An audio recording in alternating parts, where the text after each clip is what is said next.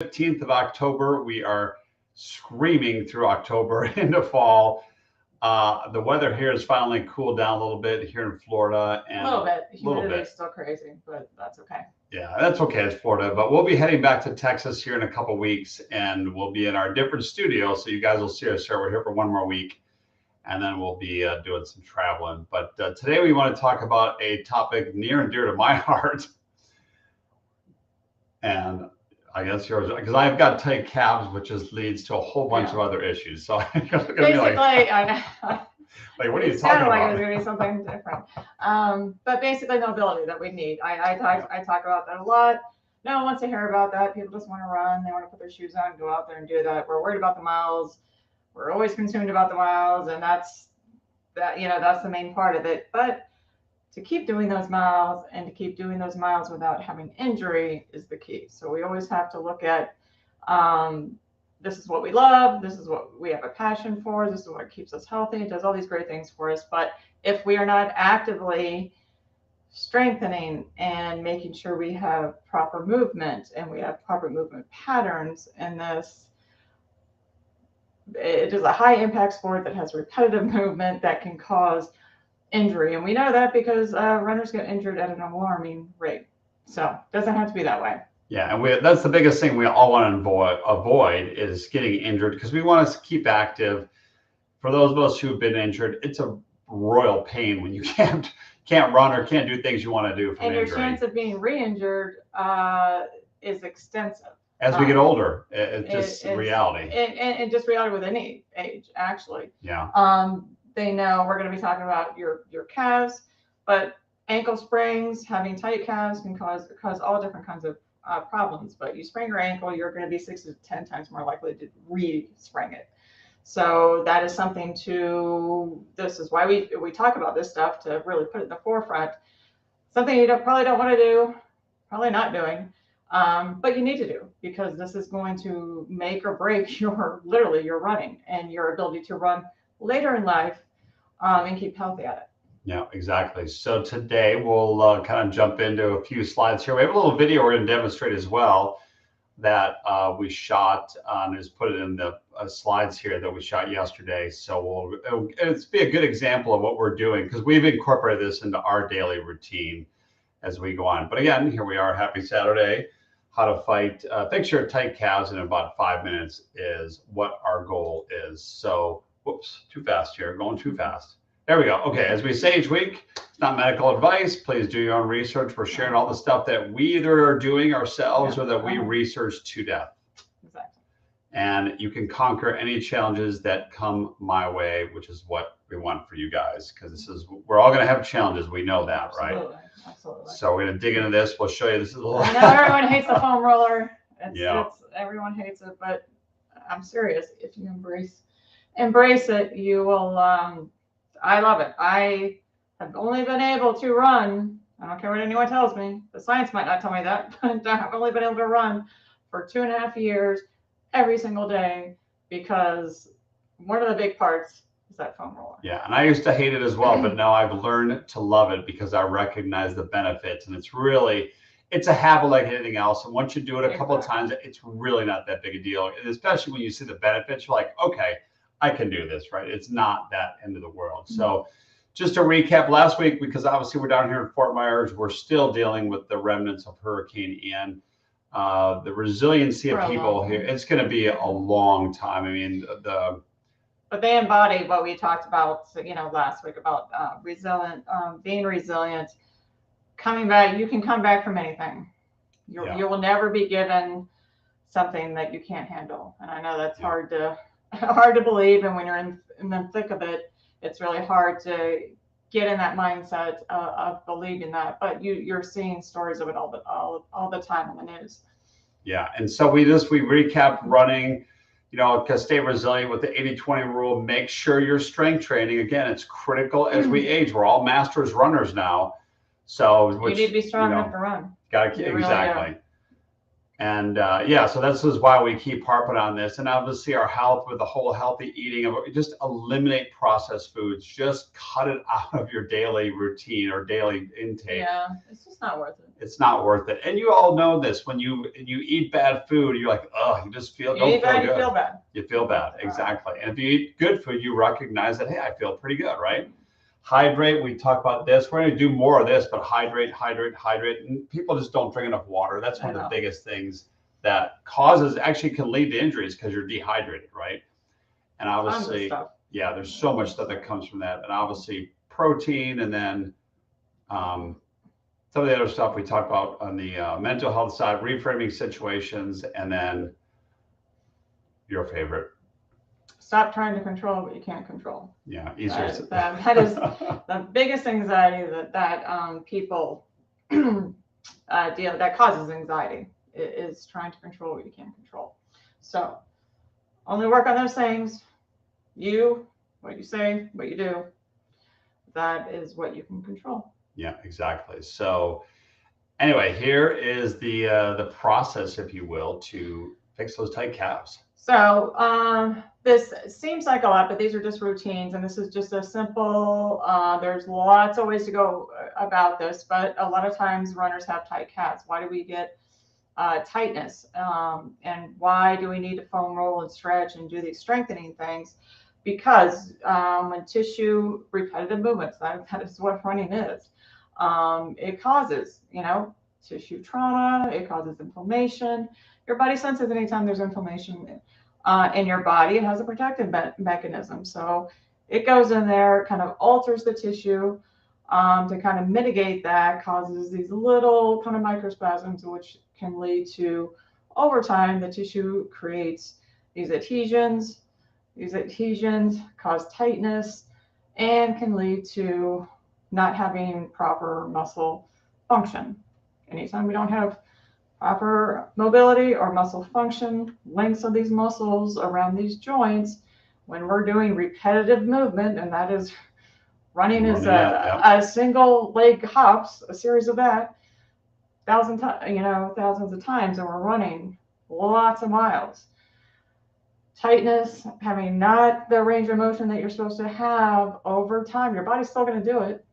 But eventually, if you don't start addressing these things, you get plantar fasciitis, you get Achilles tendinopathy, you get knee issues, you get all kinds of things.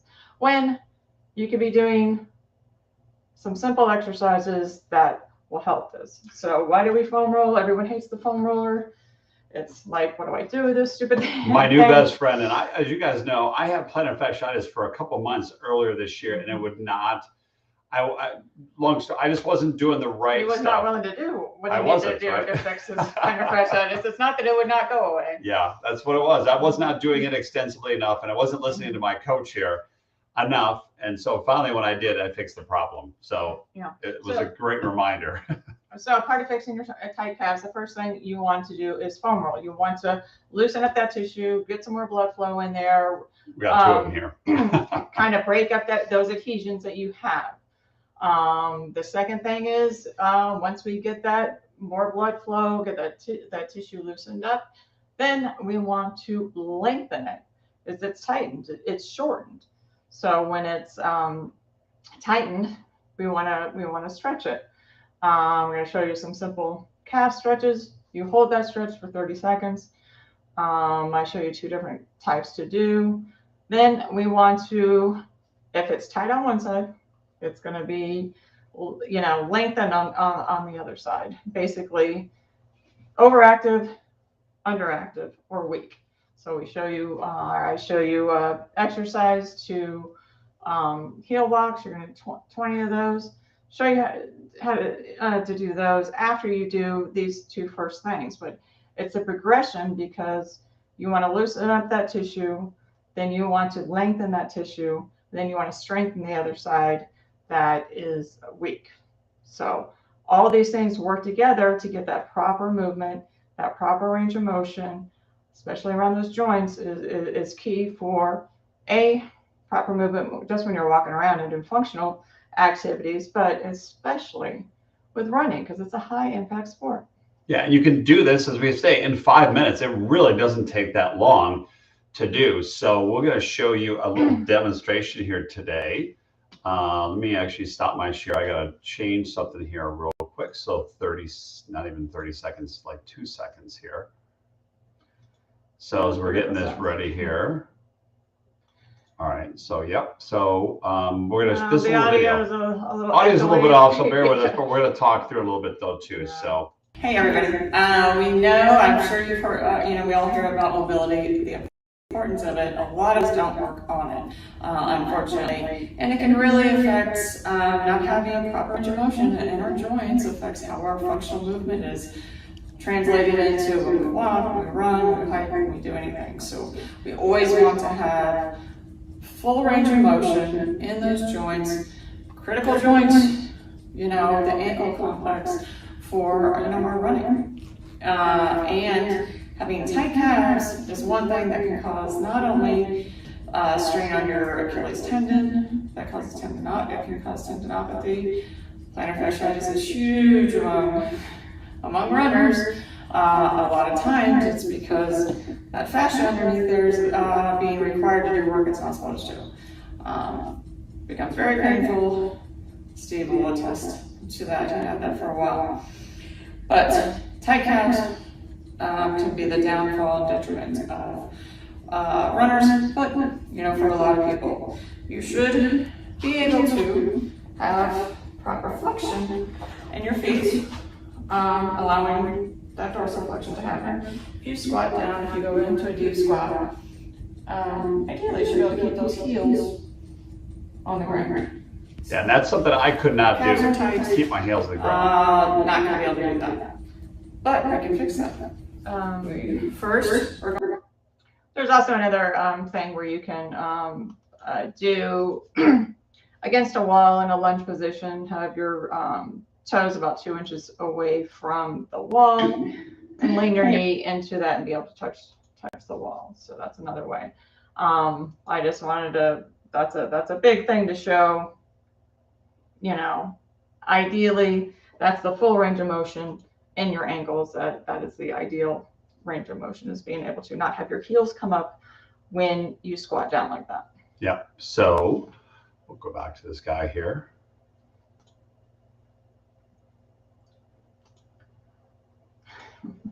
That's all right.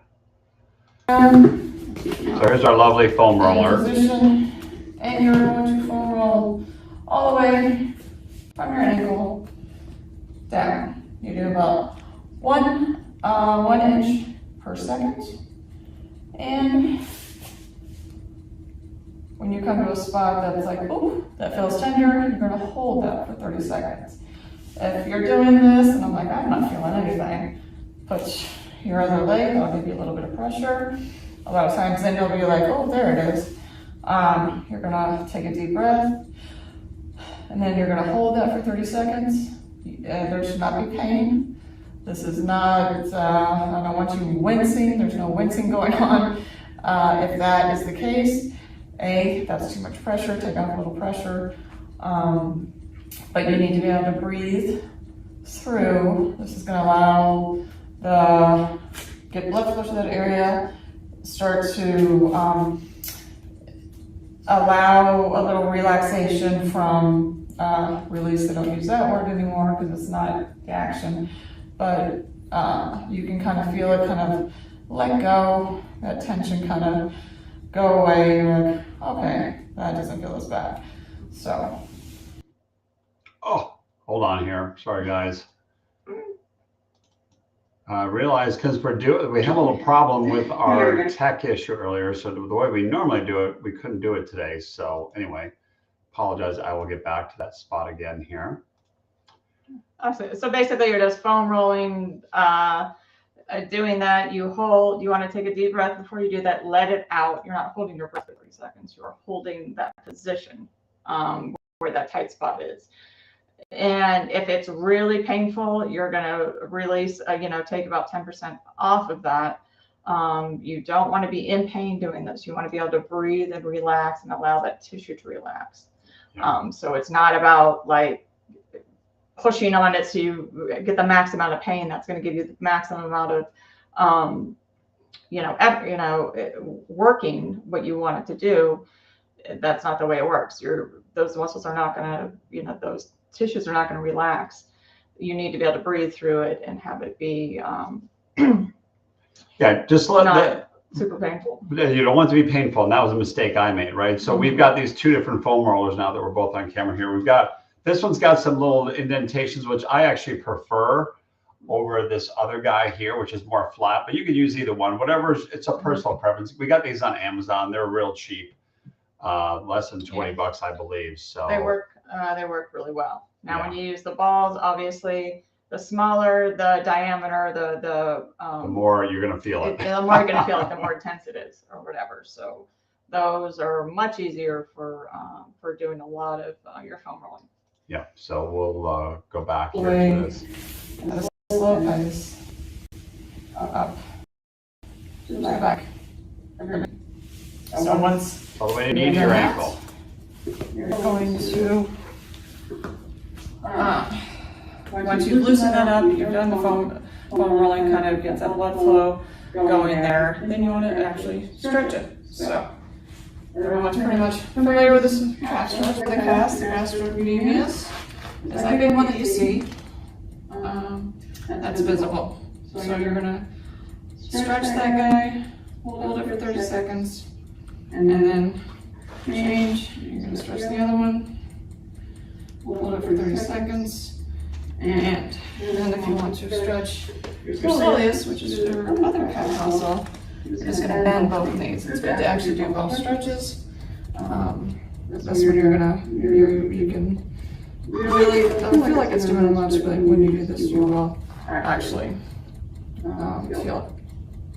Hold that for 30 seconds. Do it on the opposite foot and knee. This really helps with that flexion too. So now we've done that. We need to activate. So this is tight. The opposite muscle. Your calf muscles are tight. The muscle that's opposing that, or your antagonistic muscle, is your tibialis anterior. You might not have heard of that. If you've had shin splints, you will have heard that. Probably familiar with that. But we want to do, you're going to do 20 heel walks. Looks a little weird. I'm not walking with a duck. Easy to do without shoes, but this floor is really slippery, so I'm gonna leave my shoes on. So that. Yeah, you can do those without your shoes, but again, when we were in the gym yesterday, it was a little bit slippery. So we, out of safety, just use common sense. Yeah, ideally, you want to have that so you can lift it up. My shoes didn't quite show that, but you get the idea. You're going to do 10 steps doing that. That's going to strengthen. Like I said, your tibialis anterior is, well, I go along and say it, so I don't want to say it twice. Yeah, okay, that's right. So, okay, all right. Strengthens that muscle. Your tibialis anterior is a very big muscle. Starts from the outside of your knee, goes all the way down to the medial part of your foot. That dorsiflex allows you to pick up your foot. Huge part of running mechanics. So if this guy's really weak, these guys are really tight, you can see how normal function is going to be thrown off. So you don't want that to happen. So that helps to strengthen that. After you do that, you always want to do one exercise that kind of incorporates everything that works on balance. We call it kind of an integration type movement. It's a simple thing. I'm keeping these very simple. You don't need a lot of equipment. You just need a foam roller, really. But the end one's going to work on balance. So this is just a multi-planner balance the reach, is what it's called. But you can see you're going to go up to the side, and then you're going to go back. You're going to do that 10 times on each leg. Working your balance, strengthening everything, strengthening the core, that's key. But getting that mobility and those angles that we need, that will help the calves are a big culprit and not allowing to have us the proper motion, the proper mobility that we need in our feet with our running and our daily activities. So, thanks for watching. So yeah, that's really it. Those basic exercises right there are going to go a long way. So what we basically, I mean, I was talking through it and going through it slowly, but you could do these, you know, depending on how many tight spots you have when you're foam rolling. If you're not really feeling those things, you can do, you know, about 90 seconds per that muscle, you know, group, which would be your calves. Do the foam rolling, go into the stretch, do the stretch for, you know, 30 seconds. If you're short on time, you can do just one of those stretches. The heel walking is not going to take you very long. You're only doing 20, and then you're doing one set of that multi-reach that. So you are loosening up, you are stretching out, giving it more length. Then you are activating and strengthening the weak muscle that's not doing its job. And it's integrating it with like I said, we always need to work on balance. This is a great way to add in balance exercises. You can do this a couple times a day, a couple times a week. These are things that you can do actually every day to work on your mobility. You can pick different areas. Today I'm going to do my calves. Tomorrow I'm going to do another, you know, we're going to do a couple other videos to show other common areas, checkpoints that we have that are tight, especially as runners, and just in our functional movements that we need to have that range of motion. So it doesn't take very long. It's going to help daily activities, but especially with your running. The better you can move, the better range of motion you have in all of these joints and these muscles. Correcting those imbalances is going to allow you to run easier and more efficient. Yeah, and you're going to stay injury free, which is what we all want, right? So absolutely. So that was really it for today. We wanted to kind of walk you guys through this. Again, we're going to show some other exercises in the next couple of weeks here, because these are like little pieces to the puzzle, right? So we want to make sure that we can keep running, staying injury free. We want you guys to have a great Saturday, because obviously you deserve it. And for anybody out there who's watching or watching the replay, watching live here, if you guys want some help getting started, you can go to that URL right there. It's runtips.us/call. Mm-hmm.